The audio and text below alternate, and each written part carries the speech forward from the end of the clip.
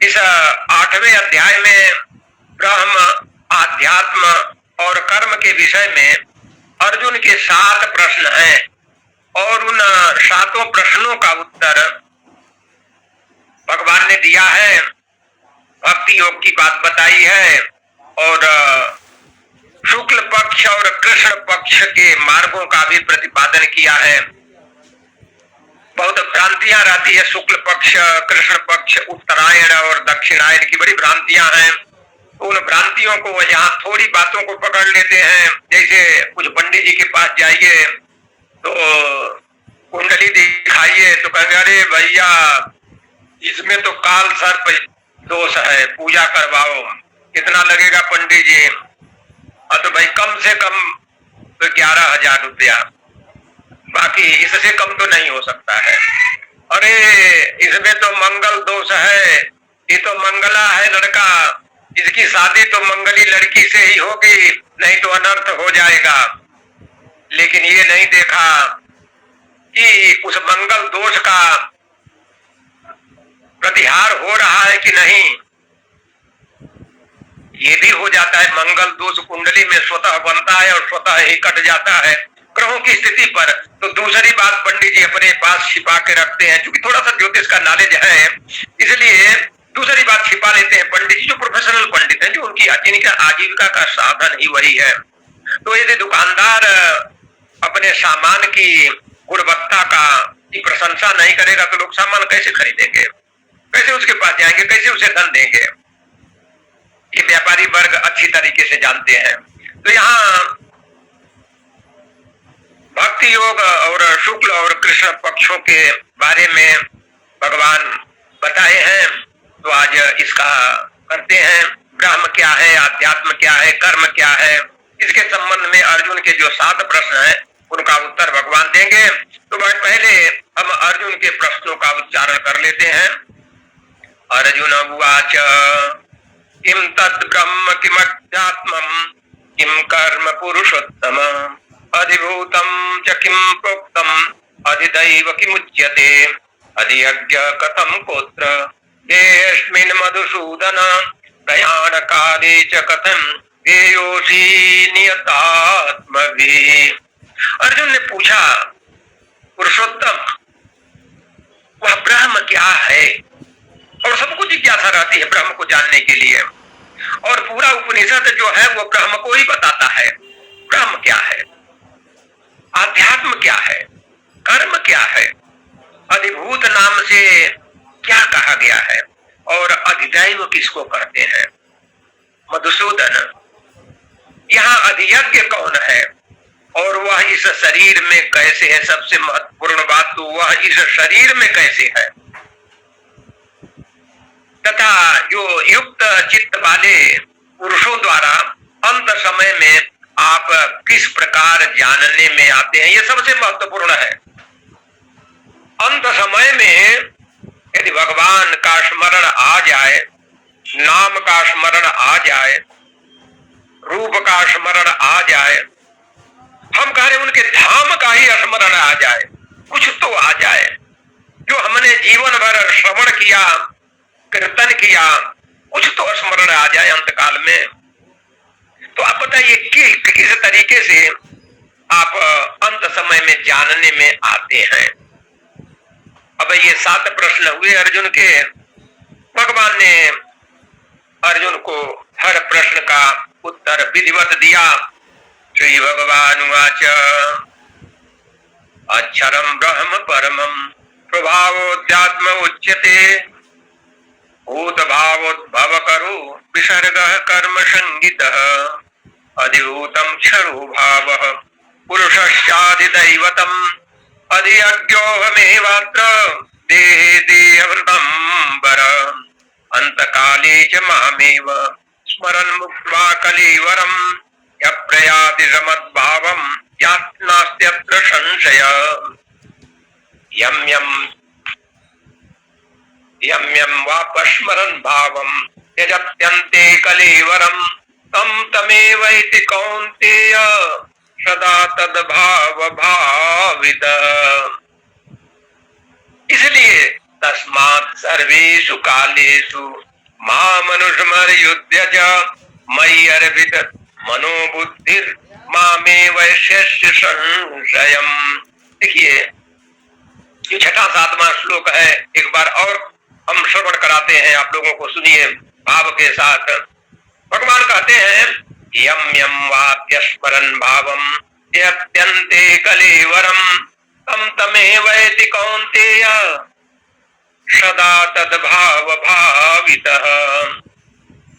तस्मात् सर्वेषु कालेषु मामनुस्मरयुध्य च मयि अर्पित मनोबुद्धिर मामे वैश्यस्य संशयम्।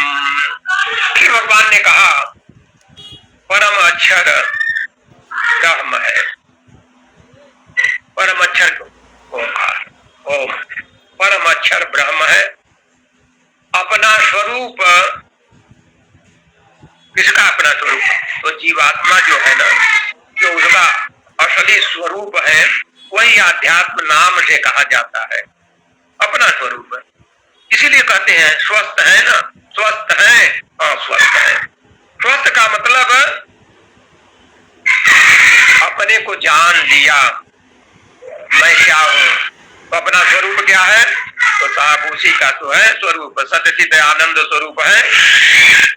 और ये अध्यात्म है। यदि हम मान लिए, ये जान लिए कि हम सच्चित आनंद स्वरूप के ही अंश हैं, वही हैं, यही अध्यात्म है। और इसी को जानने के लिए इतने शास्त्र, इतने उपनिषद, इतने वेद पुराण, गीता, रामायण, पता नहीं क्या क्या हम लोग नित्य चर्चा करते हैं। वेदांत है, मीमांसा है, पता नहीं क्या क्या करते हैं। लेकिन केवल यदि हम जान लें कि हमारा स्वरूप क्या है, वही आध्यात्म है। इससे ज्यादा आध्यात्म कुछ नहीं है। और आगे भगवान कहते हैं कि भूतों के भावों को उत्पन्न करने वाला जो त्याग है, भूतों के, भूत माने प्राणी होता है, भूतों के भावों को, पहले क्या होता है? प्राणी के भाव उत्पन्न होता है। भाव कैसे उत्पन्न हो जाते हैं? तो वो अभी पीछे श्लोक आ चुका है, चिंतन से भाव उत्पन्न होता है, इंद्रियों के विषयों से भाव उत्पन्न होता है। इंद्रियों के विषय का जब चिंतन करते हैं तो उसमें आसक्ति हो जाती है, ऐसा उसको प्राप्त करने का भाव उत्पन्न होता है। यदि उसी भाव को कहते हैं कि जो भावों को उत्पन्न करने वाला त्याग है, कहने का मतलब इंद्रिय विषयों के चिंतन का त्याग। कर्म तो होगा लेकिन भाव का त्याग कर दिया। अब ये कहेंगे कि भाई भाव उत्पन्न होगा तभी तो कर्म होगा, तो कर्म तो होगा लेकिन भाव का त्याग कर दिया। यदि भाव का त्याग कर दिया तो वही कर्म है, क्योंकि वो अकर्म बन जाएगा। अकर्म और कर्म वही है। भाव का त्याग कर दिया, कहने भाव का त्याग का मतलब कर्तृत्वाभिमान और फलाशक्ति का त्याग कर दिया, वही भाव में ही त्याग कर दिया। कहा ये तो मेरा कर्तव्य कर्म है, ये मेरा कर्तव्य कर्म है, तो भाव का त्याग किया तो ये कर्म है। और जो ये नाशवान सब पदार्थ हैं, क्षर पदार्थ जो हैं, ये सारे अधिभूत हैं, हम सभी अधिभूत हैं। और वो जो हिरण्मय पुरुष है जहाँ से इसकी उत्पत्ति हुई है वो अधिदैव है। और वेदारियों में श्रेष्ठ अर्जुन, इस शरीर में मैं वासुदेव, इस शरीर में मैं वासुदेव ही अंतर्यामी रूप से अधियज्ञ हूँ, सर्वस्य चाहं हृदय सन्निविष्टो। और देखिए वो कहानी आप लोगों ने जो हाथी वाली सुनाई थी, स्वामी जी ने, हमने भी कभी सुनाते हैं। मैं तो अक्सर यहाँ के प्रवचन में सुनाता ही रहता हूँ हाथी वाली कहानी। सर्वस्य चाहं हृदय सन्निविष्टो। यदि ये हमें विश्वास हो जाए कि हमारे भीतर वही परमात्मा बैठा हुआ है, मैं वही हूँ, उसी की इच्छा से अभी चर्चा चल रही थी लीलाधर की लीला, तो लीलाधर की लीला, ये सब हम लोग उस लीला के पात्र हैं। जो रोल दिया हुआ है उस रोल को हम लोग बखूबी अदा करने का प्रयास कर रहे हैं। लेकिन एक बात और है, पूर्व जन्म के संस्कार जो हैं वायुर्गंधा निवासयात् शरीर में दिवाप्नोति यत्काचित् क्रामतीश्वरः गृहीत्वा तानि संयाति वायुर्गंधा निवासयात्। इसके पीछे उसको याद रखना चाहिए कि हम संस्कार लेके आते हैं, हम गंध सुगंध लेके आते हैं, दुर्गंध लेके आते हैं, हमारा वही स्वभाव बन जाता है, हमारा संस्कार पूर्व से ही हम लेके आते हैं। इसीलिए भगवान ने कहा अंतकाले च मामेव स्मरण मुक्त्वा कलेवरम यम प्रयाति समद्भावं नास्त्यात्र संशयः। इसीलिए कहा है भगवान ने। गीता जी के हर श्लोक को एक दूसरे से लिंक करके जब देखेंगे तो भगवान ने बात स्पष्ट रूप से एक ही बात कही है, तो अंतर्यामी रूप से मैं अधियज्ञ हूँ। तो जब वही बैठे हुए तो वही सुना रहे हैं और वही सुन रहे हैं, बाकी तो सब ये लीलाधर की लीला हो रही है। जो पुरुष अंतकाल में भी मुझको ही स्मरण करता हुआ शरीर को त्याग कर जाता है, वह मेरे भाव मेरे स्वरूप को प्राप्त होता है। लेकिन क्या जीवन भर तो हम पता नहीं क्या क्या कर रहे हैं।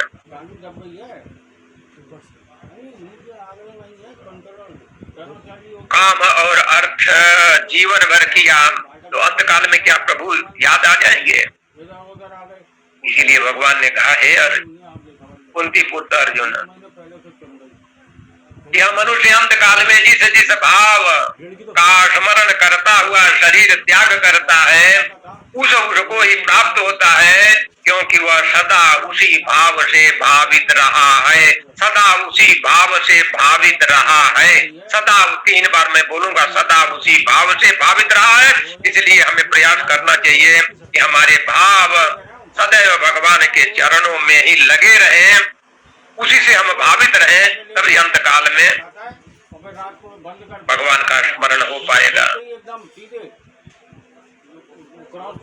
अतः इसलिए अर्जुन, तू सब समय में निरंतर मेरा स्मरण कर और युद्ध कर,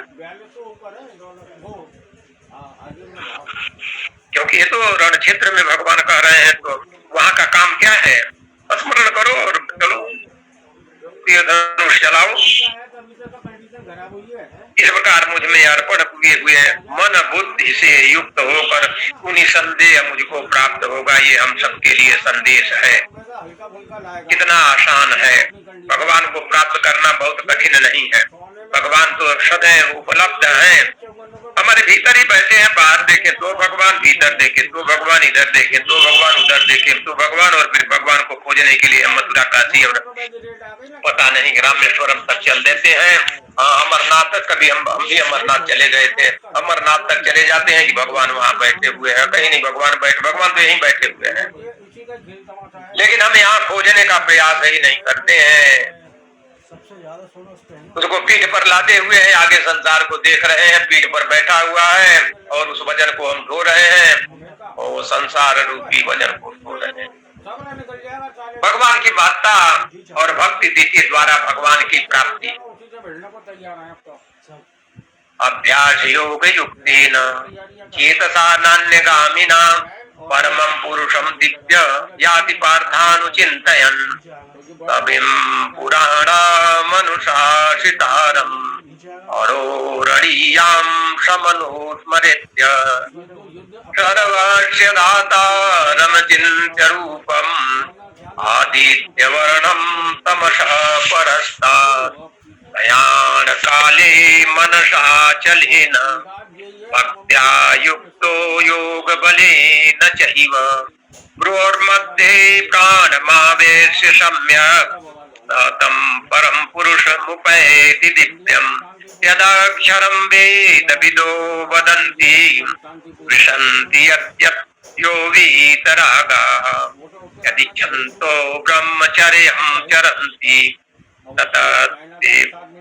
तत्ते पदं संग्रहेण प्रवक्ष्ये सर्वद्वाराणि संयम्य मनोहृदि निरुद्य च ध्यानात्मनं नार्मास्थितो योग धारणाम ओमित्येकाक्षरं ब्रह्म व्याहरन् मामनुस्मरन् यः प्रयाति त्यजन् देहं स याति परमं गतिम् अनन्यचेता सततं यो मां स्मरति नित्यशः तस्याहं सुलभः पार्थ नित्युक्तस्य योगिनः मामुपेत्य पुनर्जन्म दुःखालयं शाश्वतम् नाप्नुवन्ति महात्मानः संसिद्धिं परमं गताः आ ब्रह्म भुवनाल्लोका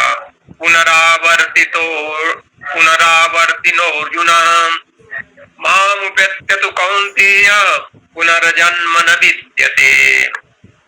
भगवान कहते हैं पार्थ, यह नियम है कि भगवान के ध्यान के अभ्यास रूप योग से युक्त दूसरी ओर न जाने वाले चित्त से, वही है अनन्या चिंतयन्तो माम, दूसरी ओर न जाने वाले चित्त से निरंतर चिंतन करता हुआ मनुष्य दिव्य परम पुरुष परमेश्वर को ही प्राप्त होता है। तो हमारा काम क्या होना चाहिए? हमको अभ्यास करना चाहिए, भगवान के ध्यान का अभ्यास करना चाहिए और उसी से युक्त हो जाना चाहिए, उसी से जुड़ जाना चाहिए। हमेशा चित्त नित्य निरंतर उसी में हमारा चित्त रहे। जब चिंतन करें तो भगवान का चिंतन करें, संसार का चिंतन न करें। लेकिन अब भगवान का चिंतन तो थोड़ा ज्यादा कठिन हो गया है, इसलिए कि 8 महीने के बच्चे से लेकर 88 साल का बुढ़ा भी ये मोबाइल लेके हाथ में बैठा रहता है और उसमें रील वगैरह सब देखता रहता है। उसको फुर्सत ही नहीं मिलती है भगवान के चिंतन के लिए। साहब, पहले के समय में जब भगवान ने इस वाणी को कहा तो उस समय ये मोबाइल वगैरह नहीं थे सब, तो चिंतन सुलभ था। लेकिन अब तो हाथ में मोबाइल, और कोई हाथ में मोबाइल लेके कहते कि मैं मोबाइल लेके और एकांत में बैठा हूँ और मैं उसमें रील नहीं देख रहा हूँ, उसमें वीडियो नहीं देख रहा हूँ, उसमें फेसबुक नहीं चला रहा हूँ, मैं यूट्यूब नहीं चला रहा हूँ, व्हाट्सएप नहीं चला रहा हूँ, असंभव सा है। इसलिए मैं इस मोबाइल को भी कहता हूँ भगवान की वाणी, दैवी ऐसा गुणमयी मम माया दुरत्या। तो ये मोबाइल की माया बड़ी अद्भुत है, इससे किसी का नहीं हो पाया है कल्याण। तो जो पुरुष सर्वज्ञ अनादि सबके नियंता, सूक्ष्म से भी अति सूक्ष्म, सूक्ष्म से भी अति सूक्ष्म, सबके भरण पोषण करने वाले अचिंत्य स्वरूप, सूर्य के सदृश नित्य तेज, नित्य चेतन प्रकाश स्वरूप और अविद्या से अति परे, अविद्या, अविद्या का स्वरूप कल आप लोगों ने सुना था ना, अविद्या का स्वरूप सुना था। माया जिसको कहा गो गोचर लग जस मन जाई, सो सब माया जान उठाई। तो ये यही अविद्या है, यही अविद्या है। तो अविद्या से परे शुद्ध सच्चिदानंद घन परमेश्वर का स्मरण करता है, वह भक्ति युक्त पुरुष अंत काल में योग बल से भृगुटी के मध्य में प्राण को अच्छी तरह स्थापित करके फिर निश्चल मन से स्मरण करता हुआ उस दिव्य स्वरूप परम पुरुष परमेश्वर को प्राप्त होता है। ये तो भाई नेचुरल डेथ की बात है, अब तो संभव ही नहीं है। अब तो ये संभव ही नहीं है। जैसे ही तबीयत थोड़ी बिगड़ी, बेहोशी की स्थिति आई, कुछ अनमना सा लगा, घर वाले उठा के ले जाएंगे और आईसीयू का उससे भी एक इंटेंसिव के मरीज पता नहीं कहाँ शीशे के डिब्बे में बंद कर देंगे और सारे मॉनिटर, सारे इंस्ट्रूमेंट लगा देंगे। ये ऑक्सीजन लेवल ये है साहब, हार्ट बीट ये है, बीपी है, फलाना ये है, फलाना ये है, 4 इंजेक्शन भी लगा देंगे, बीपी लो हो जाएगा। तो बीपी लगा, हमारी माँ मर गई थी, ऐसे इंस्ट्रूमेंट लगा दिया था बनारस में, काशी में। लेकिन देखिए माँ हमारी बड़ी पुनीत आत्मा थी, वो मरने के लिए काशी में पहुंच गई।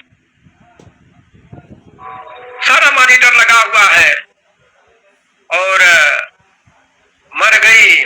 उसके बाद एक इंजेक्शन 500 रुपए का ठोक दिया उस जमाने में, 2002 में। बिल का भुगतान किया मैंने। लेकिन जो ऐसी क्रिया करते हैं, ऐसे कर्म करते हैं, ये जो भगवान ने कहा ये नेचुरल डेथ जो प्राकृतिक रूप से होती है डेथ, अब कहाँ प्राकृतिक रूप से किसी को डेथ होने ही नहीं देते हैं लोग। कि घर में सोए सोए और कहे कि भैया अब खा पी लिया, अच्छा सबका हालचाल ले लिया, अच्छा चलो अब मैं चलता हूँ, और हे राम बोला, नारायण नारायण कहा, और उसके बाद जय सिया राम हो गया। ऐसी स्थिति आती ही नहीं है। किसी की आई हो तो कोई बता दे आज की परिस्थिति। तो ये भगवान ने उस समय कहा जब नेचुरल डेथ की बात होती थी, जो लोग योग युक्त थे,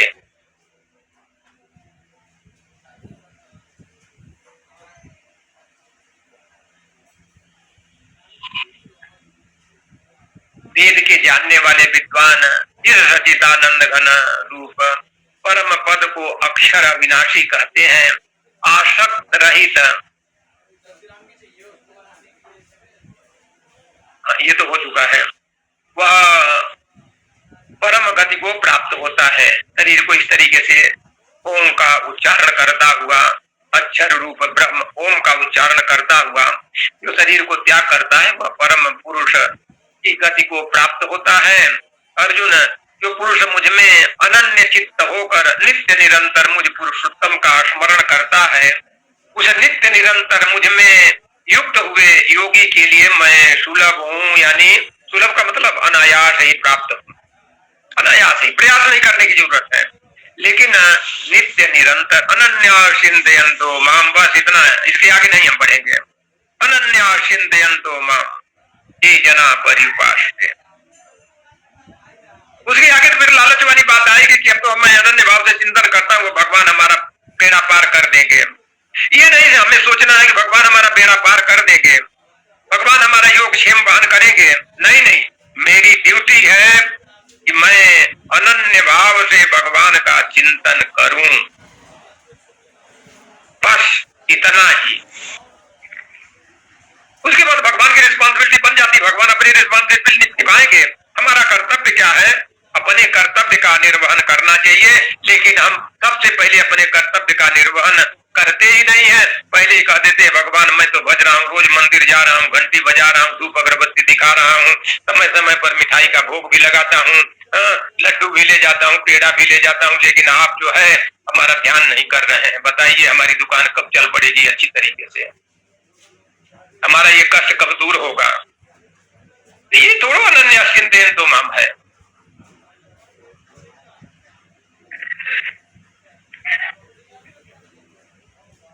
परम सिद्धि को प्राप्त महात्मा जन मुझको प्राप्त होकर दुखों का घर, जो ये क्या है, दुखों का घर है, दुनिया दुखों का घर है, दुखों के घर एवं अनित्य पुनर्जन्म को नहीं प्राप्त होते। अर्जुन, ब्रह्मलोक पर्यंत सभी लोग पुनरावर्ती हैं, वहां ब्रह्मलोक तक जाके वापस, स्वर्ग लोक से भी जाके वापस आना, छेड़े पूरी मृत्युलोकम शांति, वहां से तो वापस आना पड़ेगा। लेकिन उस परम धाम को जाके वहां से वापस नहीं आना पड़ेगा। उसके विरुद्ध मुझे प्राप्त कर लेने पर फिर जन्म नहीं होता, क्योंकि मैं कालातीत नित्य हूँ और ये सब ब्रह्मादि के लोक काल के द्वारा सीमित होने के कारण अनित्य हैं।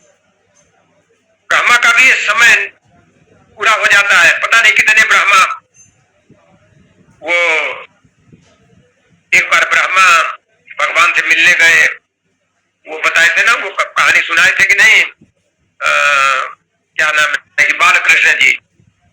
तो भगवान ने कहा पूछो कौन से ब्रह्मा है?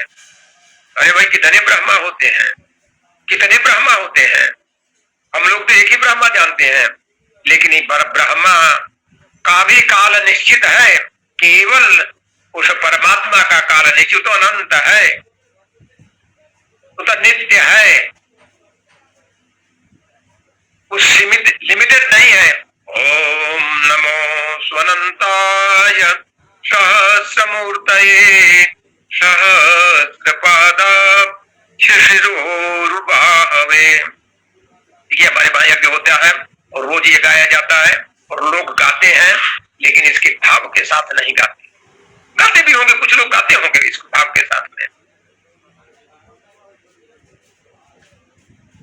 हमें प्रवेश नहीं कर पाते हैं कि ये जो श्लोक, ये जो मंत्र हम बोल रहे हैं, इसका मतलब क्या हुआ, क्यों हम गा रहे हैं।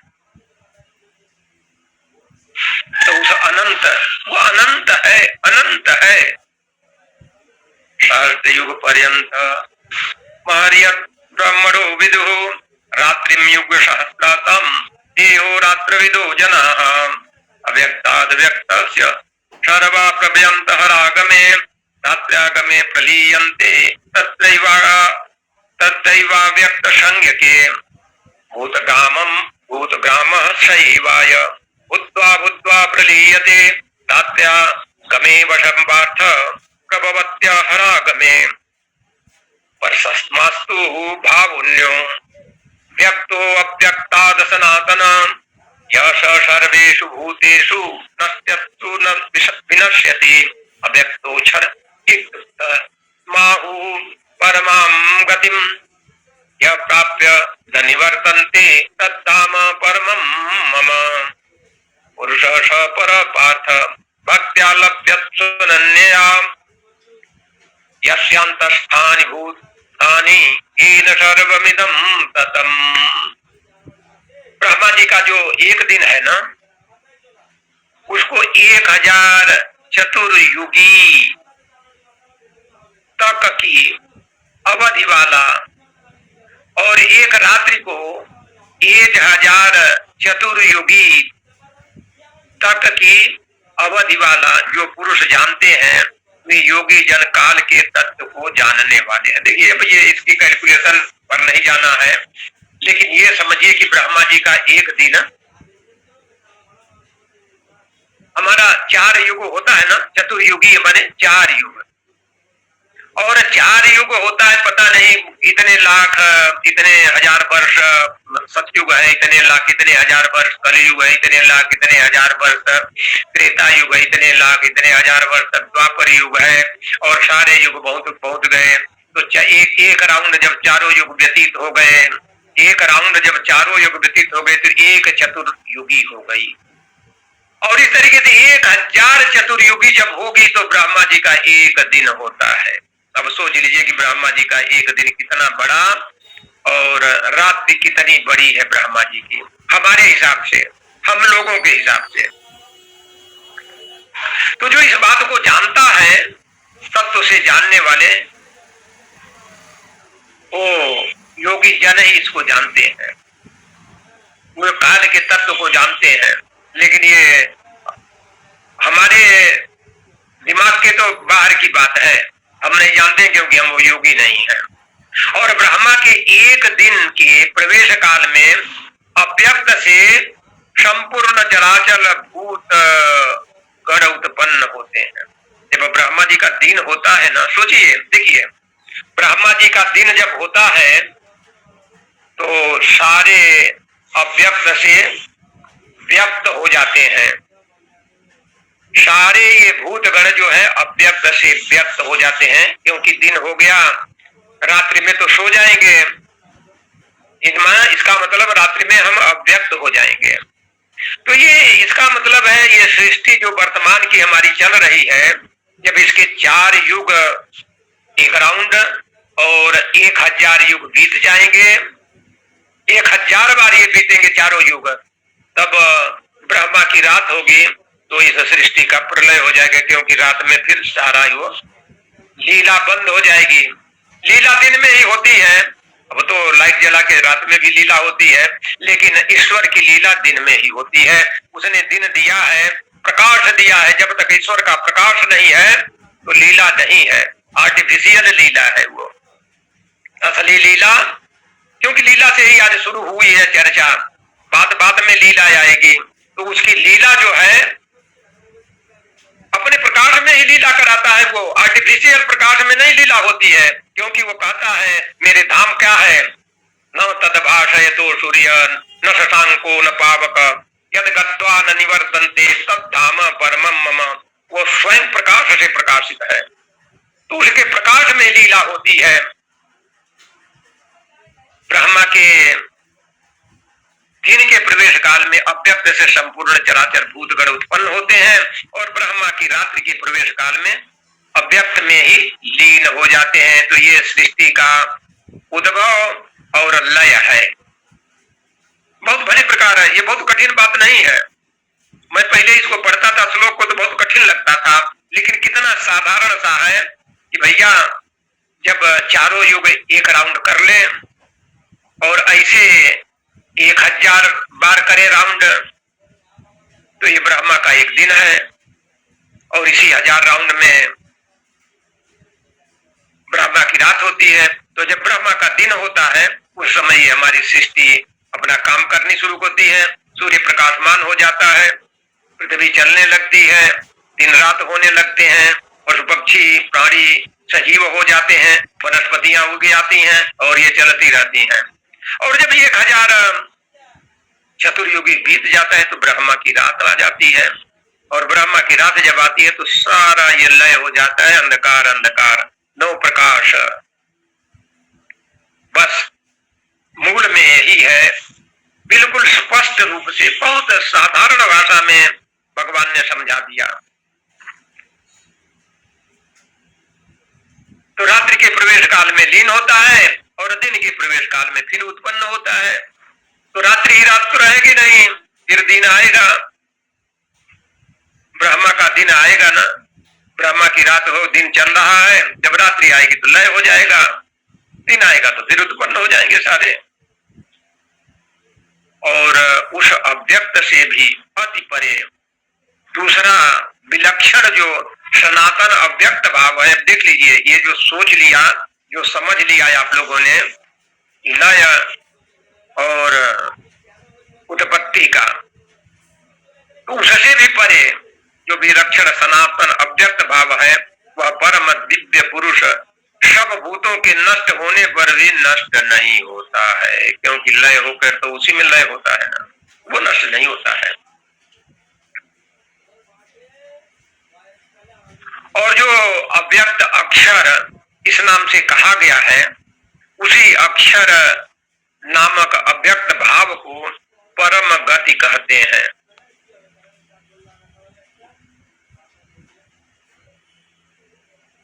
तथा जिस सनातन अव्यक्त भाव को प्राप्त होकर मनुष्य वापस नहीं आते, वही मेरा परम धाम है। परम गति और परम धाम, मेरे ख्याल से इसमें अब किसी को शंका नहीं होगी कि हमको ये बात समझ में नहीं आई। परम गति क्या है और परम धाम क्या है? यही है लीलाधर की लीला, जहां से हमें वापस नहीं आना है। तो हमें प्रयास हमारा होना चाहिए कि हमें वापस न आना पड़े। पार्थ, जिसके अंतर्गत समस्त भूत हैं और जिससे यह सब जगत व्याप्त परिपूर्ण है, वह सनातन अव्यक्त परम पुरुष तो अनन्य भक्ति से ही प्राप्त करने योग्य है। देखिए यहाँ भी भगवान कह रहे अनन्य भक्ति से ही प्राप्त करने योग्य है। और दोबारा सुना दो, अनन्या चिंतयन्तो माम ये जना पर्युपासते। बस इतना, हमें इतना ही करना चाहिए, अनन्य भक्ति। और अनन्य भक्ति आएगी कैसे? जब हम नित्य निरंतर भगवत चर्चा, भगवत लीला, भगवान की वाणी, भगवान के वांगमय स्वरूप, भगवान के नाम का संकीर्तन, भजन, चर्चा नित्य निरंतर करते रहेंगे तो बुद्धि योग होगी और उसके बाद दिव्य वो ज्ञान का दीपक प्रज्वलित हो जाएगा। तो एक क्षण भी हमें व्यर्थ नहीं गंवाना चाहिए, भगवत चर्चा में ही रहना चाहिए, भगवान के नाम गुण और लीला में ही मस्त रहना चाहिए। क्योंकि भगवान कहते हैं अनन्या चिंतयन्तो माम। अरे भाई, अनन्य भाव से तुम करो ना, तुम्हारी बातों को मैं देख लूंगा, तुम चिंता छोड़ो, जुड़ो तो हमसे, जुड़ो तो हमसे। लेकिन वहीं भगवान ये भी कहते हैं कि ये यथा माम प्रपद्यन्ते तां तथैव भजाम्यहम् मम वर्तमान वर्तन्ते मनुष्या पार्थ सर्वश। ये भी भगवान कहते हैं। इसलिए हम भगवान को ये सोचें कि भगवान मन में राम बगल में चूड़ी, हमारी माँ कहती थी जब पावो तब काटो मूड़ी। मूड़ी माने सिर होता है। मन में राम बगल में चूड़ी और मौका देख के काटो मूड़ी। तो ये अनन्या चिंतयन्तो माम नहीं है। ये तो वही है कि किस भाव से, किस तरीके से हम भगवान का चिंतन कर रहे हैं। मैं तो सोच रहा हूं कि मैं भगवान का चिंतन कर रहा हूं, भगवान को झांसा दे रहा हूं, माला जप रहा हूं, संसार का चिंतन हो रहा है। भगवान का विग्रह, भगवान का स्वरूप, भगवान का रूप, भगवान का नाम वो तो आ ही नहीं रहा है। तो शुक्ल और कृष्ण पक्ष के मार्ग का वर्णन भगवान करते हुए कहते हैं, यत्र काले तो नावृत्तिम आवृत्तिम चैव योगिनः प्रयाता यान्ति तं कालम पक्ष्यामि भरतर्षभ। अग्निर्ज्योतिः शुक्लः षण्मासा उत्तरायणम् तत्र प्रयाता गच्छन्ति ब्रह्म ब्रह्म विदो जनाः।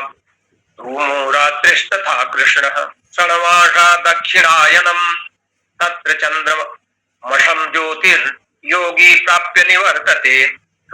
कृष्णे गते ह्येते जगतः शाश्वते मते एकया यात्यनावृत्ति मन्यया वर्तते पुनः। नैते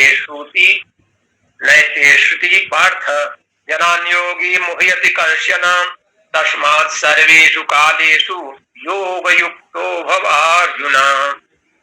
यहाँ भी फिर भगवान दोहरा रहे, तस्मात् सर्वेषु कालेषु योगयुक्तो भव अर्जुन। और वहां कह रहे तस्मात् सर्वेषु कालेषु मामनुस्मर्युध्य च वेदेषु ज्ञानेषु तपस्सु चैव दानेषु यत्पुण्यफलं प्रतिष्ठम् अत्येति तत्सर्वमिदं विदित्वा योगी परम स्थानमुपैति चाद्यम्। योगी परम स्थानमुपैति चाद्यम्। अर्जुन, जिस काल में शरीर त्याग कर गए हुए योगी जन वापस न लौटने वाली गति को, और जिस काल में गए हुए वापस लौटने वाली गति को प्राप्त होते हैं, उस काल को, दोनों मार्गों को अब मैं तुम्हें बतलाता हूं। एक मार्ग से तो जाने वाले वापस नहीं आते हैं, लेकिन दूसरा मार्ग भी है जिससे जाते हैं और पुनः वापस आ जाते हैं। बड़ा ध्यान से सुनिए और फिर बनाइए कि हमें वापस नहीं आना है। ऐसा करें, उस मार्ग को पकड़े जिससे वापस न आना पड़े। जिस मार्ग में ज्योतिर्मय अग्नि अभिमानी देवता है, दिन का अभिमानी देवता है, शुक्ल पक्ष का अभिमानी देवता है और उत्तरायण के 6 महीनों का अभिमानी देवता है, उस मार्ग में गए हुए ब्रह्मवेत्ता योगी जो उपर्युक्त देवताओं द्वारा क्रम से ले जाकर ब्रह्म को प्राप्त होते हैं। देख लीजिए, ये है उत्तरायण की। अग्नि अभिमानी देवता है, उत्तरायण में अग्नि ही अभिमानी देवता होता है। गर्मी बहुत होती है, हर जगह आग लगी रहती है, दिन का समय होता है। देवरवा बाबा का आपने सुना होगा, हमारे परम पूज्य गुरुदेव का भी सुना होगा। जून गायत्री जयंती, दिन का समय, गायत्री जयंती मनाई जा रही थी और दिन में देवरवा बाबा भी इसी तरीके से दिन में परम पूज्य गुरुदेव बताते हैं लोग कि वो पूछते रहे, भैया कार्यक्रम पूरा हो गया, गायत्री जयंती का कार्यक्रम पूरा हो गया। जब पता चला पूरा हो गया, उसके बाद उन्होंने अपने शरीर का त्याग कर दिया दिन के समय में, मई जून के महीने में। अब आप अनुमान लगा सकते हैं।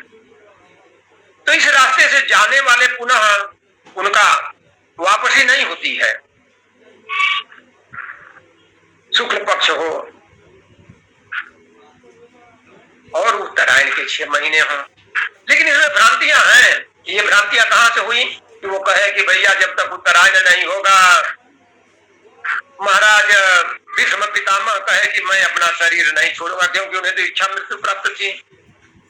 तो अब हो गया कि भैया उत्तरायण में जो जाता है वो परम धाम को जाता है, बाकी सब जो है नरक को चले जाते हैं। ऐसा नहीं है, नरक को नहीं जाते हैं, भगवान यहाँ क्लियर कर दिए। तो इस बात को आप लोग क्लियर कर दीजिए। बहुत ये है कि हम वापस आ जाएंगे सत्कर्म करते हुए। यदि हम दूसरे 6 महीने वाले रास्ते से जाते हैं तो वापस आना पड़ेगा। पहले 6 महीने वाले की जो कंडीशन है उससे वापस नहीं आना पड़ेगा। लेकिन उसके लिए ब्रह्मवेत्ता योगी जनों की बात हो रही है, आम जन की बात नहीं हो रही, जिसने जीवन भर तो पता नहीं क्या क्या किया और कहता है कि हमको तो उसकी प्राप्ति हो, परम पद की प्राप्ति हो जानी चाहिए। तो परम पद की प्राप्ति के लिए प्रयास करना पड़ेगा।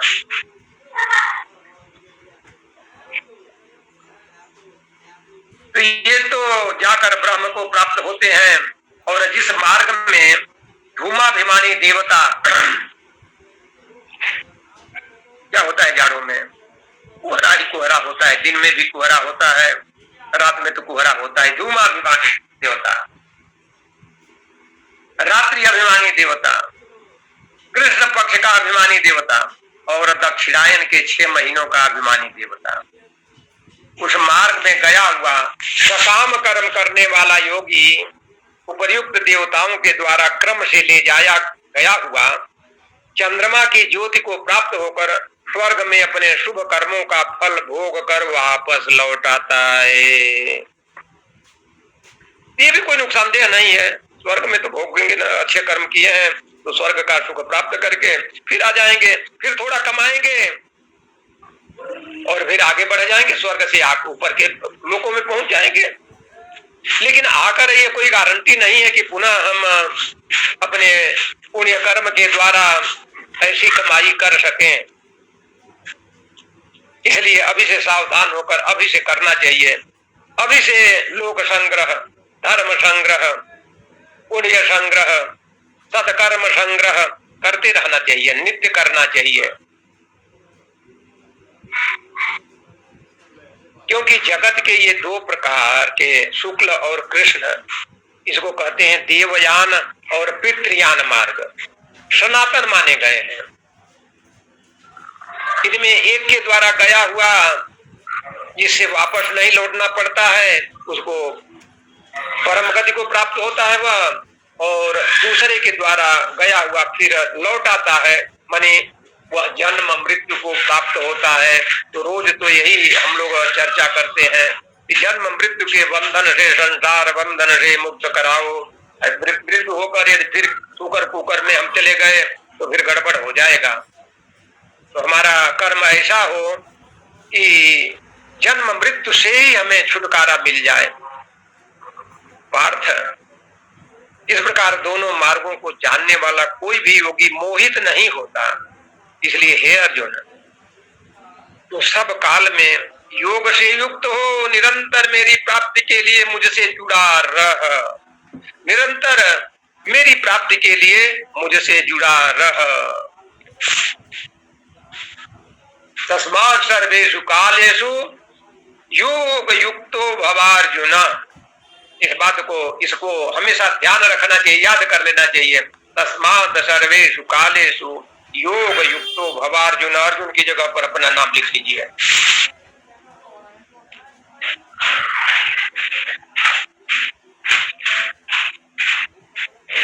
योगी पुरुष इस रहस्य को तत्व से जानकर वेदों के पढ़ने में, यज्ञ तप और दान आदि करने में जो पुण्य फल बताया गया है उन सबको निसंदेह उल्लंघन कर जाता है। उससे आगे बढ़ के आद्य सनातन परम पद को प्राप्त हो जाता है। वो कोई यज्ञ तप दान कुछ नहीं करता है, केवल और केवल तस्मात् सर्वेषु कालेषु योग युक्त हो गया, भगवान के साथ जुड़ गया, योग युक्त हो गया। और इस प्रकार से भगवत गीता के अक्षर ब्रह्म योग नामक 8वां अध्याय, जो कि महाभारत के भीष्म पर्व से ये अध्याय 12 है, वो ये पूर्ण हुआ। ओम श्री कृष्णार्पणमस्तु। अब आप लोग ये बतावें कि आगे नवम अध्याय का श्रवण करेंगे या